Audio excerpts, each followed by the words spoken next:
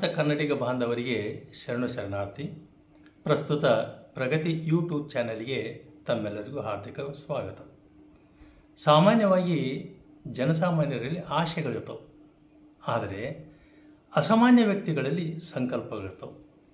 ಇಂತಹ ಸಂಕಲ್ಪಗಳನ್ನು ಹೊಂದಿದಂಥ, ಸಂಕಲ್ಪ ಶಕ್ತಿಯನ್ನು ಹೊಂದಿದಂಥ ಒಬ್ಬ ವ್ಯಕ್ತಿ ತನ್ನ ಸಂಕಲ್ಪ ಬಲದಿಂದಾಗಿ ಎರಡು ಖಂಡ ತನ್ನ ಸಂಕಲ್ಪ ಶಕ್ತಿಯನ್ನೇ ಮಹಾಸಾಗರದ ಸಂವಹನದ ತಂತಿಯಾಗಿ ಹಾಸುವುದರ ಮೂಲಕವಾಗಿ ಎರಡು ಮಹಾಖಂಡಗಳ ಹೃದಯಗಳನ್ನು ಜೋಡಿಸಿದಂತಹ ಅಪೂರ್ವವಾದಂಥ ಮತ್ತು ಅಪರೂಪವಾದ ಒಂದು ಘಟನೆ 19ನೇ ಶತಮಾನದಲ್ಲಿ ನಡೆಯಿತು.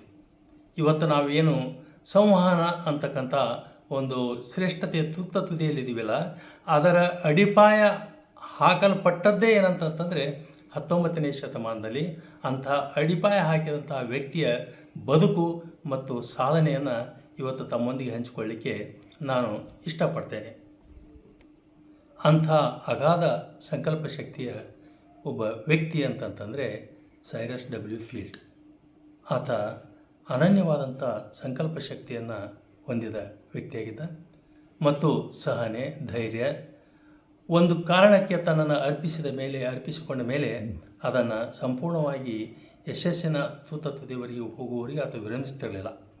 ಈ ಸೈರಸ್ ಡಬ್ಲ್ಯೂ ಫೀಲ್ಡ್ ಅಮೇರಿಕಾದ ಒಬ್ಬ ವ್ಯಾಪಾರಿ ಮತ್ತು ಯಶಸ್ವಿ ಉದ್ದಿಮೆದಾರ. ತನ್ನ ವ್ಯಾಪಾರದ ಚಾಣಾಕ್ಷತನದಿಂದಾಗಿ, ನಿಷ್ಠೆಯಿಂದಾಗಿ ಮತ್ತು ಜನರ ಪ್ರೀತಿ ವಿಶ್ವಾಸದ ಬಲದ ಆಧಾರದ ಮೇಲೆ ಕೇವಲ ತನ್ನ 30ನೇ ವಯಸ್ಸಿನಲ್ಲಿಯೇ ಒಬ್ಬ ಅಗರ್ಭ ಶ್ರೀಮಂತನಾದ. ಈ ಶ್ರೀಮಂತಿಕೆಯ ತುದಿಯಲ್ಲಿ ಆತ ಮತ್ತೆ ಇನ್ನೂ ಹೆಚ್ಚಿನ ಗಳಿಕೆಯ ಬೆನ್ನು ಹತ್ತಲಿಲ್ಲ. ಇದು ಆತನ ಒಂದು ವಿಶಿಷ್ಟತೆ. ಬದಲಾಗಿ ಆತ ಇನ್ನು ಮುಂದೆ ತನ್ನ ಇಡೀ ಬದುಕನ್ನೇ ಒಂದು ಮಹತ್ತರವಾದಂಥ ಮಾನವೀಯ ಸೇವೆಗೆ ಅರ್ಪಿಸಬೇಕು ಅಂತಕ್ಕಂಥ ಒಂದು ಒಳ್ಳೆಯ ಉತ್ತಮವಾದಂಥ ಒಂದು ನಂಬಿಕೆಯಿಂದ, ನಿಷ್ಠೆಯಿಂದ ಆತ ಪ್ರೇರಿತನಾದ. ಆ ಸಂದರ್ಭದಲ್ಲಿ ಅಮೇರಿಕಾ ಮತ್ತು ಯುರೋಪ್, ಈ ಎರಡು ಖಂಡಗಳ ನಡುವೆ ಏನಾದರೂ ಸಂಪರ್ಕ ಮಾಡಬೇಕಾಗ್ತಿತ್ತು ಅಂತಂತಂದರೆ ಅದು 10 ದಿವಸಗಳ ಒಂದು ದೀರ್ಘಾವಧಿಯನ್ನು ತೆಗೆದುಕೊಳ್ತಿತ್ತು. ಇದು ಸೈರಸ್ ಡಬ್ಲ್ಯೂ ಫೀಲ್ಡ್ರವರಿಗೆ ಒಂದು ಆತಂಕವಾಗಿ ಕಾಡ್ತು.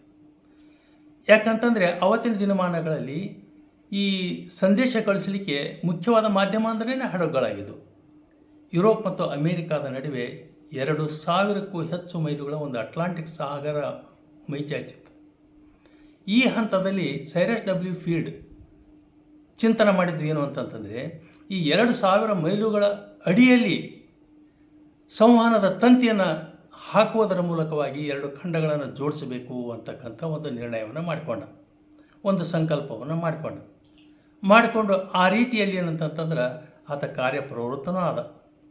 1857ನೇ ಇಸ್ವಿಯಲ್ಲಿ ಆತ ಮೊಟ್ಟ ಮೊದಲ ಬಾರಿಗೆ ಈ ಯುರೋಪ್ ಮತ್ತು ಅಮೇರಿಕಾ ಈ ಎರಡು ಖಂಡಗಳ ನಡುವಿನ ಅಟ್ಲಾಂಟಿಕ್ ಮಹಾಸಾಗರದ ಅಡಿಯಲ್ಲಿ ತಂತಿಯನ್ನು ಹಾಕುವಂಥ ಒಂದು ಕಾರ್ಯವನ್ನು ಆರಂಭಿಸಿದ.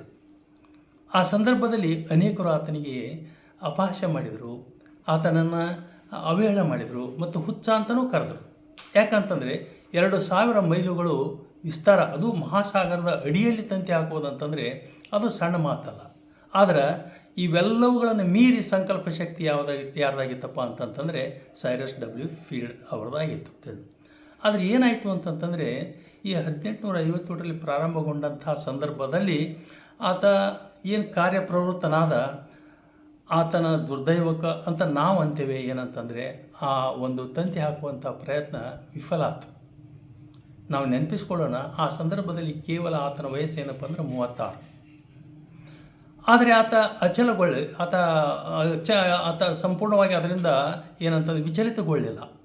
ಬದಲಾಗಿ ಆತ ಏನು ಮಾಡಿದ ಅಂತಂತಂದರೆ, ತನ್ನ ಪ್ರಯತ್ನದಲ್ಲಿ ಏನೋ ಒಂದು ತೊಡಕಿದೆ, ಆ ತೊಡಕನ್ನು ಹುಡುಕಬೇಕು, ಆ ಮೂಲಕವಾಗಿ ಮತ್ತೆ ನನ್ನ ದಾರಿಯನ್ನು ಸುಗಮಗೊಳಿಸಿಕೊಳ್ಬೇಕು ಅಂತಕ್ಕಂಥ ಸಂಕಲ್ಪದಿಂದ ಮತ್ತೆ ತನ್ನ ಪ್ರಯತ್ನವನ್ನು ಆತ ಮುಂದುವರಿಸಿದ. 1858ನೇ ಇಸ್ವಿಯಲ್ಲಿ ಮತ್ತೆ 2ನೇ ಸಲ ಆತ ಪ್ರಯತ್ನವನ್ನು ಮುಂದುವರಿಸಿದ. ಅಲ್ಲಿಯೂ ಕೂಡ ಆತನಿಗೆ ಸೋಲು ಕಾದಿತ್ತು. ಏನಾಯಿತು ಅಂತಂದರೆ, ತಂತಿಗಳು ತುಂಡರಿಸಿದವು, ಆಮೇಲೆ ಸಾಗರದ ಅಲೆಗಳು ಕಾರಣ ಆದವು, ಮತ್ತು ಅದರ ಜೊತೆಗೆ ಏನಪ್ಪ ಅಂದ್ರೆ ತಾಂತ್ರಿಕ ದೋಷಗಳು ಕಂಡವು. ಹೀಗಾಗಿ ಆತ ತಟಸ್ಥನಾಗಿದ್ದೇನೆ ಹೊರತು ಆತ ಸೋಲನ್ನು ಒಪ್ಪಿಕೊಳ್ಳುವಂಥ ಮನಸ್ಥಿತಿ ಇರಲಿಲ್ಲ. ಈ ಕಾರಣಗಳಿಂದಾಗಿ ನಮಗೆ ಸೈರಸ್ ಡಬ್ಲ್ಯೂ ಫೀಲ್ಡ್ ಒಂದು ವಿಶಿಷ್ಟ ವ್ಯಕ್ತಿಯಾಗಿ, ಒಂದು ಶ್ರೇಷ್ಠ ಶಕ್ತಿಯಾಗಿ ನಮಗೆ ಕಂಗೊಳಿಸ್ತಾನೆ. ಮುಂದೆ 7 ವರ್ಷಗಳ ತರುವಾಯ ಅಂದರೆ 1865ರಲ್ಲಿ ಮತ್ತೆ ತನ್ನ ಪ್ರಯತ್ನವನ್ನು ಆತ ಮುಂದುವರಿಸಿದ. ಮತ್ತೆ ಪ್ರಯತ್ನವನ್ನು ಮುಂದುವರಿಸಿದ ಮೇಲೆ ಅಲ್ಲಿಯೂ ಕೂಡ 3ನೇ ಸಲವೂ ಕೂಡ ಏನಂತಂದರೆ ಆತ ತನ್ನ ಪ್ರಯತ್ನದಲ್ಲಿ ಯಶಸ್ವಿ ಆಗಲಿಲ್ಲ. ಈ ಸಲವಂತೂ ಹೊರಗಿನವರು ಹೋಗಿ ಅಷ್ಟೇ ಅಲ್ಲ, ಆತನ ಕುಟುಂಬದವರು ಸಹಿತವಾಗಿ ಆತನಿಗೆ ಪ್ರತಿಭಟಿಸಿದರು. ಆದರೆ ಆತ ಇಷ್ಟೇ ಹೇಳಿದ, ಸರಿ ನಾನು ಒಪ್ಪಿಕೊಳ್ತೇನೆ, ಬಹಳಷ್ಟು ಹಣ ಇಲ್ಲಿ ಹೋಯಿತು, ಆದರೆ ನಾನು ಇದನ್ನು ಏನಂತ ತಿಳ್ಕೊತೀನಿ ಅಂತಂತಂದರೆ, ನಾನು ಒಂದು ವ್ಯಾಪಾರದಲ್ಲಿ ಒಂದು ಉದ್ದಿಮೆಯಲ್ಲಿ ಬಂಡವಾಳ ಹೂಡಿದ್ದೆ, ಅದು ನಷ್ಟ ಆಯಿತು ಅಂತ ತಿಳ್ಕೊಳ್ತೀನಿ, ಮತ್ತೆ ನನ್ನ ವ್ಯಾಪಾರ ಉದ್ದಿಮೆಯನ್ನು ಏನಪ್ಪ ಅಂದರೆ ನಾನು ಪ್ರಾರಂಭಿಸ್ತೇನೆ ಅಂತ ಹೇಳೋದ್ರ ಜೊತೆಗೆ ಒಂದು ಅದ್ಭುತವಾದ ಮಾತನ್ನು ಸೈರಸ್ ಡಬ್ಲ್ಯೂ ಫೀಲ್ಡ್ ಹೇಳ್ತಾರೆ.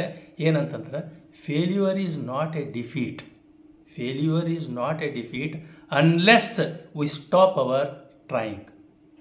ಅಂದರೆ ಫೇಲ್ಯೂರೇ ಬೇರೆ, ಡಿಫೀಟೇ ಬೇರೆ, ವಿಫಲತೆನೇ ಬೇರೆ, ಸೋಲೇ ಬೇರೆ. ಸೋಲು ಯಾವಾಗ ಅಂತಂತಂದ್ರೆ, ನಾವು ಮಾಡುವ ಪ್ರಯತ್ನವನ್ನು ನಾವು ಅಲ್ಲಿ ನಿಲ್ಲಿಸಿದ್ವಿ ಅಂತಂದ್ರೆ ಅದು ಸೋಲಾಗ್ತದೆ.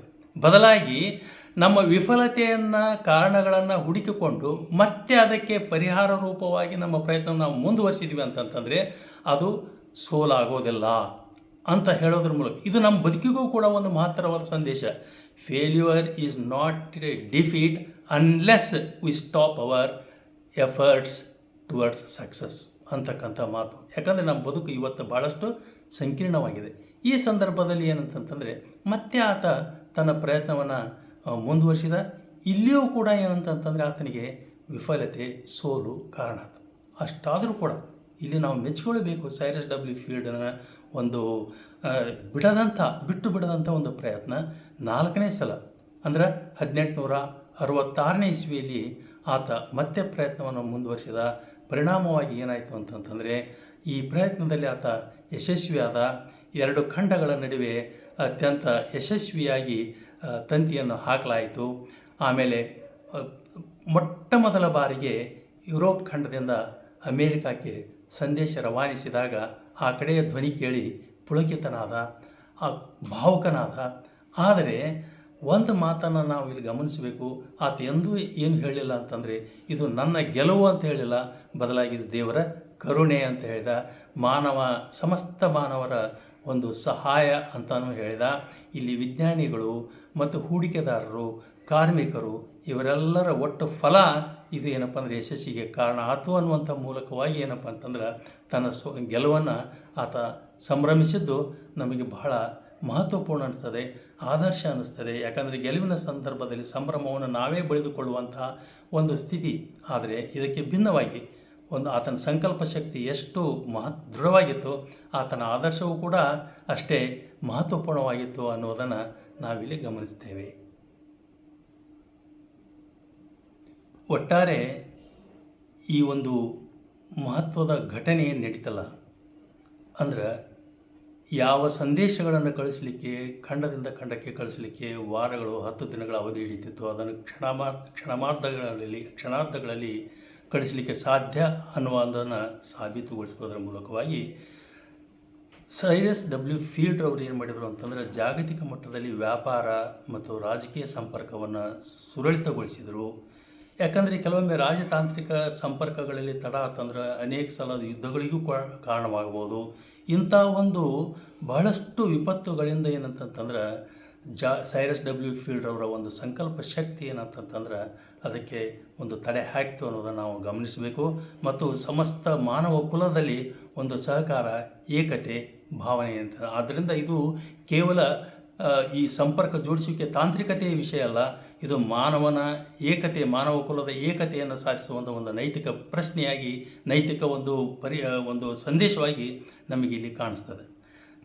ಇಲ್ಲಿ ಸೈರಸ್ ಡಬ್ಲ್ಯೂ ಫೀಲ್ಡ್ ಅವರ ಒಂದು ಬದುಕು ಮತ್ತು ಆ ಸಂದೇಶದ ಅವರ ಸಾಧನೆಯ ಮೂಲಕವಾಗಿ ನಮ್ಗೆ ತಿಳಿದು ಬರ್ತಕ್ಕಂಥ ಮುಖ್ಯವಾದ ಮಾತು ಅಂತಂತಂದರೆ, ಗೆಲುವು ಯಾವಾಗಲೂ ದಿಢೀರಲ್ಲ, ಧೈರ್ಯ ಬೇಕು, ಸಹನೆ ಬೇಕು, ತ್ಯಾಗ ಬೇಕು. ಧೈರ್ಯ ಅಂದರೆ ಮುಂದೆ ಬರ್ತಕ್ಕಂಥ ಭವಿಷ್ಯದ ದಿನಮಾನಗಳಲ್ಲಿ ಬರ್ತಕ್ಕಂಥವುಗಳ ಅನಿಷ್ಟತೆಗಳನ್ನು ಕಲ್ಪಿಸಿಕೊಳ್ಳುವುದರ ಮೂಲಕವಾಗಿ ಮತ್ತು ಅದನ್ನು ಎದುರಿಸಲಿಕ್ಕೆ ಸಹನೆಯನ್ನು ಬೆಳೆಸಿಕೊಳ್ಳೋದರ ಮೂಲಕವಾಗಿ ಮತ್ತು ಅಚಲ ನಿಷ್ಠೆಯ ಮೂಲಕವಾಗಿ ಸೋಲುಗಳನ್ನು ಕೂಡ ಸವಾಲುಗಳನ್ನಾಗಿ ಸ್ವೀಕರಿಸದೆ ಅವುಗಳನ್ನು ಗೆಲುವಿನ ಸೋಪಾನಗಳನ್ನಾಗಿ ಸ್ವೀಕರಿಸುವಂಥ ಒಂದು ಮನೋಭಾವ ಅದಕ್ಕೆ ಸಾಧ್ಯ ಅಂತಕ್ಕಂಥದ್ದು. ಇವೆಲ್ಲವುಗಳಿಗಿಂತ ಮಿಗಿಲಾಗಿ ಗೆಲುವು ಎಂದೂ ದಿಢೀರ್ ಅಲ್ಲ ಅಂತಕ್ಕಂಥದ್ದು. ಯಾವಾಗಲೂ ಸೋಲುಗಳು ಏನಿದಾವಂತಂದರೆ ಅವು ನಮ್ಮ ಯಶಸ್ಸಿನ ಮೆಟ್ಟಲುಗಳು ಅನ್ನುವುದನ್ನು ನಾವು ನಮ್ಮ ಬದುಕಿನ ನೀತಿಯನ್ನಾಗಿ ರೀತಿಯನ್ನಾಗಿ ನಾವು ಬಳಸ್ಕೊಂಡ್ರೆ ಮಾತ್ರ ಬದುಕಿನಲ್ಲಿ ಯಶಸ್ಸು ಸಾಧಿಸಲಿಕ್ಕೆ ಸಾಧ್ಯ. ಉದಾಹರಣೆಗೆ ಈ ಸಂದರ್ಭದಲ್ಲಿ ನನಗೆ ನೆನಪಾಗೋದು ಅಂತಂದರೆ ತೇನ್ ಸಿಂಗ್. ತಮಗೆ ಗೊತ್ತಿದೆ ಜಗತ್ತಿನಲ್ಲಿ ಅತ್ಯಂತ ಎತ್ತರದ ಭೂಶಿಖರ ಅಂತಂತಂದರೆ ಮೌಂಟ್ ಎವರೆಸ್ಟು. ಎತ್ತರದ ಶಿಖರ ಅಂತಂದರೆ ಮೌಂಟ್ ಎವರೆಸ್ಟು.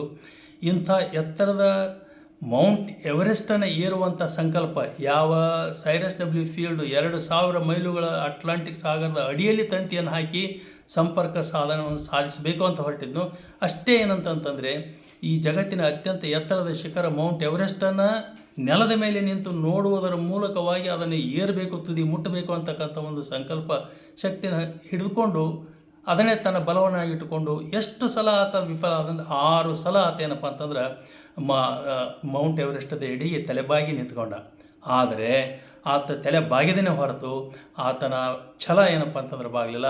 ಕೊನೆಗೆ 7ನೇ ಸಲ ಏನಂತಂತಂದರೆ ಮೌಂಟ್ ಎವರೆಸ್ಟದ ತುದಿಯ ಮೇಲೆ ನಿಂತಾಗ ಆತ ಶರಣಾಗಿದ್ದು ಆತಲ್ಲ, ಮೌಂಟ್ ಎವರೆಸ್ಟು ಆತನ ಸಂಕಲ್ಪ ಶಕ್ತಿಗೆ ಶರಣಾಯಿತು ಅನ್ನೋದನ್ನು ನಾವು ಒಪ್ಪಿಕೊಳ್ತೇವೆ. ಈ ಕಾರಣಕ್ಕಾಗಿ ಇವತ್ತು ನಾವು ಈ ಸೈರಸ್ ಡಬ್ಲ್ಯೂ ಫೀಲ್ಡ್ ಅವರ ಒಂದು ಬದುಕಿನ ಸಂದೇಶ ಏನು ಅಂತಂತಂದರೆ ನಮ್ಮ ಸಂಕಲ್ಪ ಶಕ್ತಿಗೆ ಅಗಾಧವಾದ ಶಕ್ತಿ ಇದೆ. ಆ ಸಂಕಲ್ಪ ಶಕ್ತಿಯನ್ನು ನಾವು ಏಕತೆಯ ಕಾರಣಕ್ಕಾಗಿ, ಸಾತ್ವಿಕ ಕಾರಣಕ್ಕಾಗಿ, ಜನೋದ್ಧಾರದ ಕಾರಣಕ್ಕಾಗಿ ಬಳಸಿಕೊಳ್ಳಬೇಕು ಅಂತಕ್ಕಂಥ ಒಂದು ಇದು ಇದೆ. ಈ ಹಿನ್ನೆಲೆಯಲ್ಲಿ ನಾವು ಸೈರಸ್ ಡಬ್ಲ್ಯೂ ಫೀಲ್ಡ್ ಅವರನ್ನು ನಮ್ಮ ಬದುಕಿನ ಒಂದು ದೀಪವನ್ನಾಗಿ, ಅವರ ಸಂಕಲ್ಪ ಶಕ್ತಿಯನ್ನು ನಮ್ಮ ಬದುಕಿನ ಧ್ಯೇಯವನ್ನಾಗಿಸಿಕೊಳ್ಳುವುದರ ಮೂಲಕವಾಗಿ ಇನ್ನೂ ಉತ್ತಮ ಸಾಧನೆಗಳನ್ನು ನಮ್ಮ ಬದುಕಿಗೆ ನಾವು ಸನ್ನದ್ಧಗೊಳಿಸಿಕೊಳ್ಳೋಣ ಅಂತ ಹೇಳಿ ನನ್ನ ಮಾತುಗಳನ್ನು ಮುಗಿಸುತ್ತೇನೆ. ಜೈ ಹಿಂದ್, ಜೈ ಕರ್ನಾಟಕ. ಈ ವಿಡಿಯೋ ತಮಗೆ ಇಷ್ಟವಾದರೆ ಅವುಗಳನ್ನು ಲೈಕ್ ಮಾಡಿ, ಶೇರ್ ಮಾಡಿ ಮತ್ತು ಮರೆಯದೆ ತಮ್ಮ ಕಮೆಂಟ್ಗಳನ್ನು ಏನಪ್ಪ ಅಂತಂದ್ರೆ ನಮಗೆ ಕಳಿಸ್ಕೊಡ್ರಿ, ಸಬ್ಸ್ಕ್ರೈಬ್ ಮಾಡಿರಿ. ಧನ್ಯವಾದಗಳು.